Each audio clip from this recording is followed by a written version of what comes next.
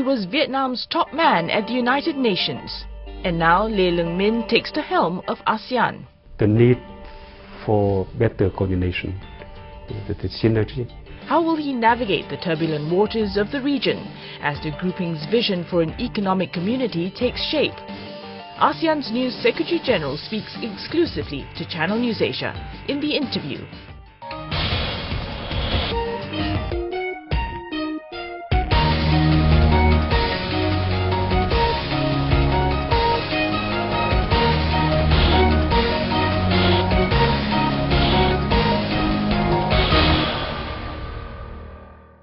Next decade is going to be more challenging than the past decade. ASEAN will have to maintain our centrality more effectively than before. Superpowers are coming in. This is the center of gravity of the world. That parting shot by Dr. Surin Pitsuwan set the stage for his successor and ASEAN in the next 5 years. 61-year-old Luong Minh is the first Vietnamese to helm the regional grouping, a position rotated among the 10 member states. The career diplomat is no stranger to international diplomacy, having spent 7 years as Vietnam's permanent representative at the United Nations. He was twice chairman of the UN Security Council in 2008 and 2009. Mr. Minh was Vietnam's deputy foreign minister before taking up the post of ASEAN Secretary-General. He is taking charge of the organization at a most critical juncture.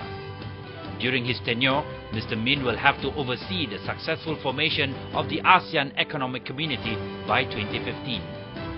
It is by far the most ambitious project undertaken by ASEAN, a region now seen as a new growth center of global commerce. His immediate task, however, is to get ASEAN and China to agree on the code of conduct for the South China Sea. And to do that, Mr. Minh needs to put ASEAN's house in order following last year's unprecedented show of disunity in Phnom Penh. Secretary-General, thank you so much for joining in the program. Mr. Minh, you said you were struck by the feeling of togetherness when you first arrived in this ASEAN Secretariat building. Here we have about 200 employees in the Secretariat, and you see how they mingle. Without their telling, you will not be able to, to tell if one is from a particular country, or the other is from another country. But you see, some kind of ASEAN identity that is emerging. You also said that there's a need to speed up efforts towards an early start of negotiations with China on the Code of Conduct on the South China Sea. What steps can we expect to see in the coming weeks and months, as you said that you want efforts to be speed up? We see an organic relationship between the need to speed up our efforts in building the community and that of resolving the South China Sea issue. ASEAN does need an environment of peace and stability so that they can focus on carrying out those prioritized programs in the community building process. Here we see the urgent need to see an early conclusion of a code of conduct on the South China Sea.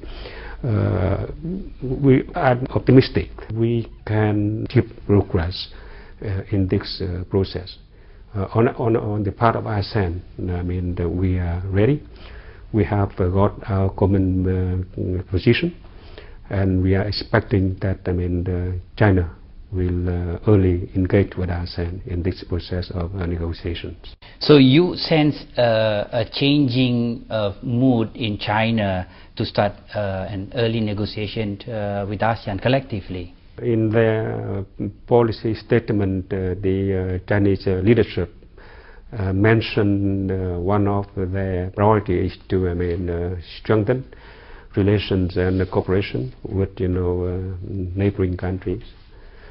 And I would say that while a strong, united, and stable ASEAN is in the interest not only of the ASEAN countries, not only of the members of the association, but also of the neighboring countries, and of course of China. And if China and ASEAN are able to resolve this issue in a proper manner, if they are able to reach agreement on a solution based on the fundamental principle of international law, of respect for the United Nations Charter, of fundamental principle of non-use of force and self-restraint. Those are mentioned in the 6-point ASEAN principle on South China Sea. We are able to ensure that the relations between ASEAN and China, between China and the neighboring countries go in the right direction. Observers have said the concerns about big powers using ASEAN members as proxies to further their own interests. Is it possible actually for member states to rise above their own national interests and put ASEAN interests at the forefront?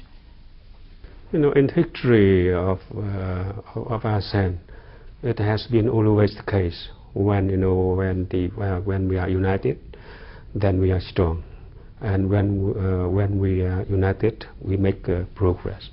So it is only natural that when ASEAN is at the center of growth in the very dynamic East Asia region, and in the wider Asia Pacific region, it gets the interest of the powers of many other important countries. It is important that ASEAN is able to maintain its centrality. It is important that ASEAN is able to play its central role in maintaining international, regional peace and stability. It's important that ASEAN is able to maintain its centrality in the regional mechanisms.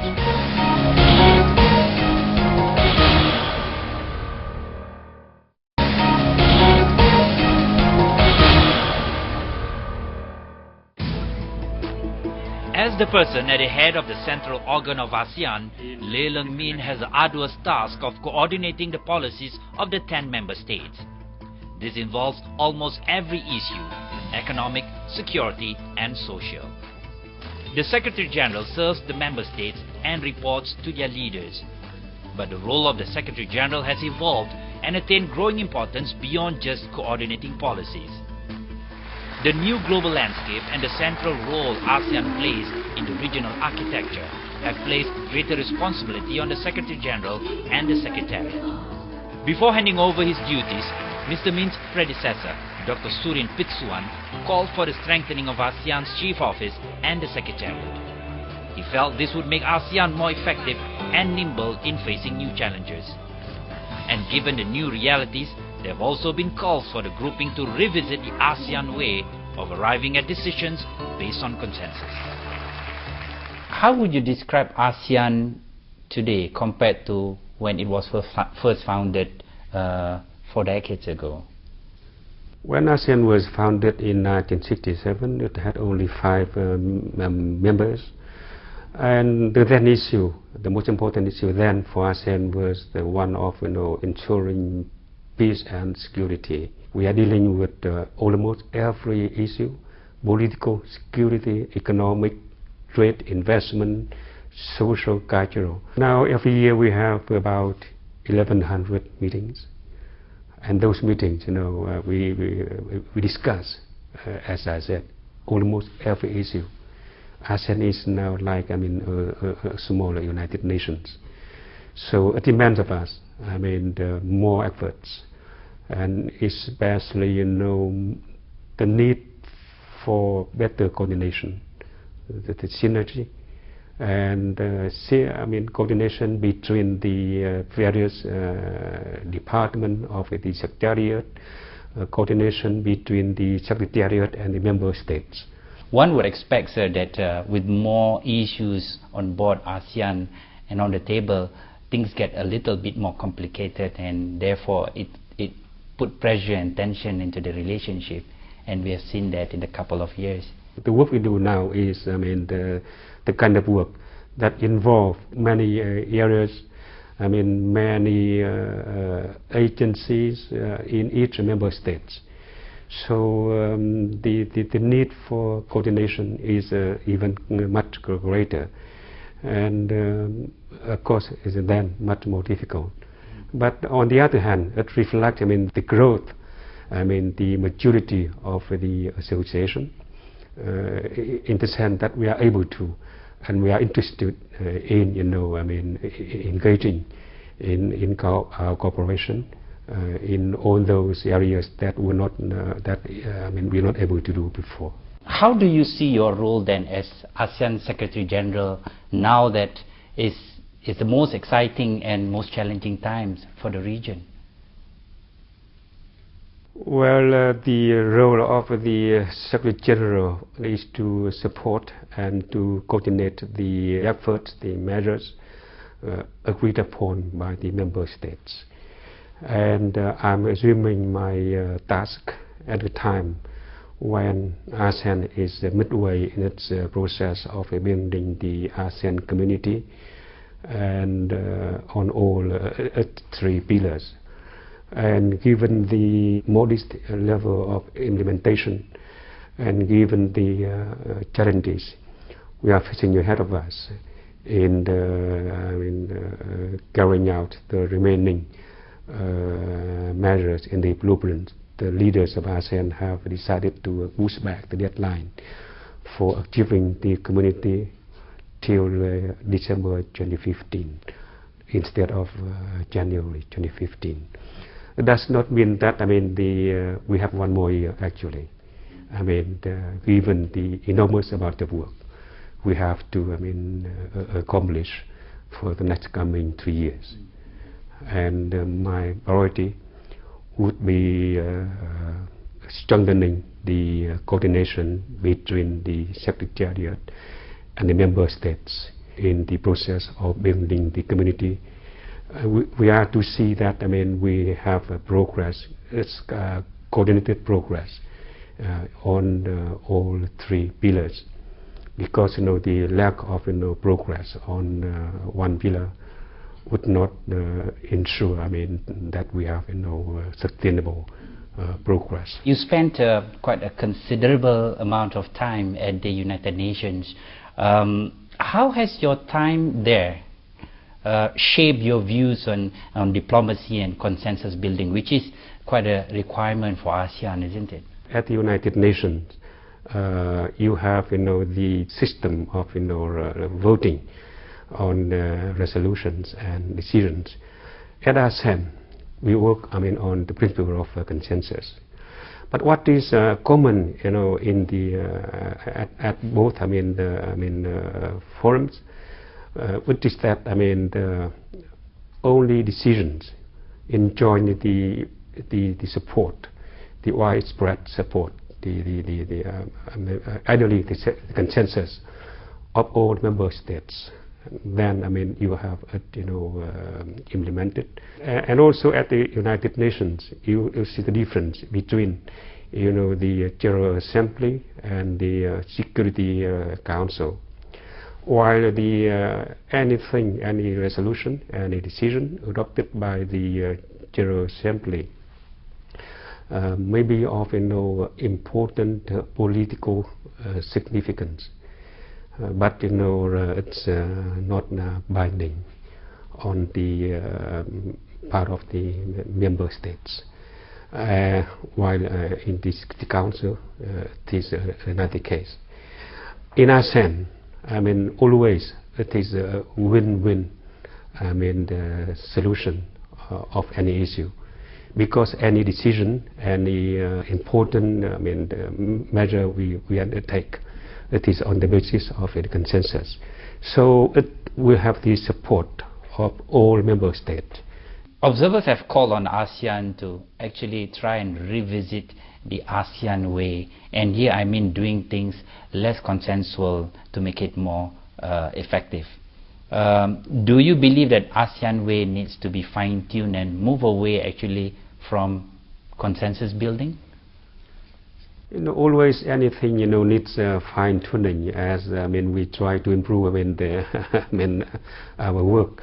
But I think basically the principle of consensus has been serving ASEAN well.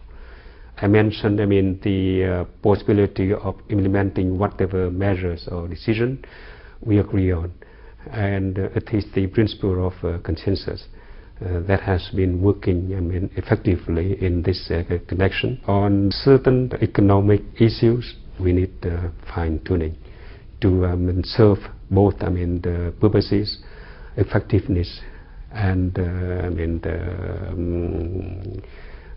possibility of implementation. You are saying that you agree with the fact that ASEAN needs to be a bit more flexible in arriving certain decisions, not just based on consensual. No, the principle of consensus, it is in the charter. It is a basic, principle of ASEAN work. But I mentioned, it is important that the process of consultation and the consensus, the process we engage in trying to arrive at consensus can be improved.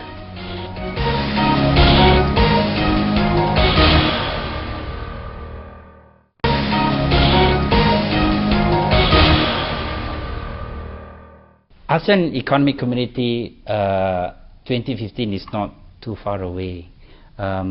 What has been the progress so far? Are we on track?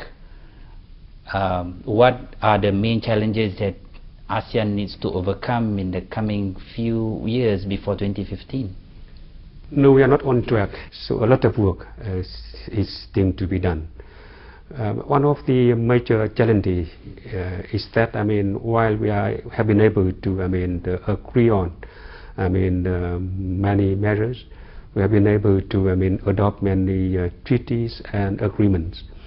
The pace of ratification, of course, for implementation on the part of the member state is rather low, and that's what I think an issue that need to work on. For example, the issue of removing trade barriers. While we are trying to establish a common market, a single market for ASEAN, a single production base for ASEAN,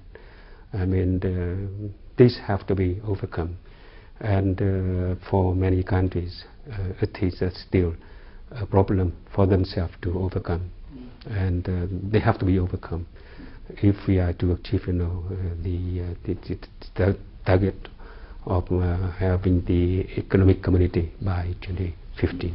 That is the nature of ASEAN, isn't it? It is about getting all the member states on board, but member state has to go back to their respective countries to get it ratified, and that is a process that is slowing down ASEAN progress. As ASEAN collectively wants to move on, there would be process like this that need consensus and going back to each capital. On the one hand, we are seeing the difficulties, the challenges ahead of us. Of course, would need our greater efforts to overcome. On the other hand, you may be aware that the deadline for building the community has been put forward. It was for 2020, and the leaders of ASEAN would not have decided to push forward the deadline if they were not seeing the possibility of us in achieving that target, and that reflects the determination and the resolve on the part of the member state in this connection, and I think I can be optimistic. It is also necessary to point out that the the community would not be the end of ASEAN's process of integration, but rather the success in building the community would have determined, the way that ASEAN will move forward in the period beyond 2015. What does this mean for the citizen of ASEAN when eventually the ASEAN Economic Community come to fruition? Will economic benefits alone be enough to pull the 600 million people in the region together? If you look at the process of reform in many countries and the process of integration of many organizations, they start with economic integration and economic reform.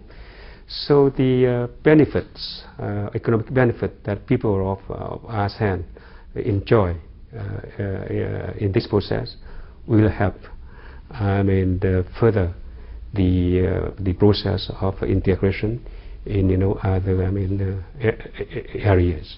The success of us in building the economic community is very important in determining the success in our efforts in building the community overall. If you meet someone on the streets of Manila, just an ordinary person, what would you tell that person about ASEAN? ASEAN is an association of member states with people who share the same aspirations for peace, stability and prosperity. And ASEAN is an organization of member states whose people see the need of fostering solidarity, unity, and who conceive that only with unity, with solidarity, then they succeed. Your Excellency, thank you so much for your time in joining the program.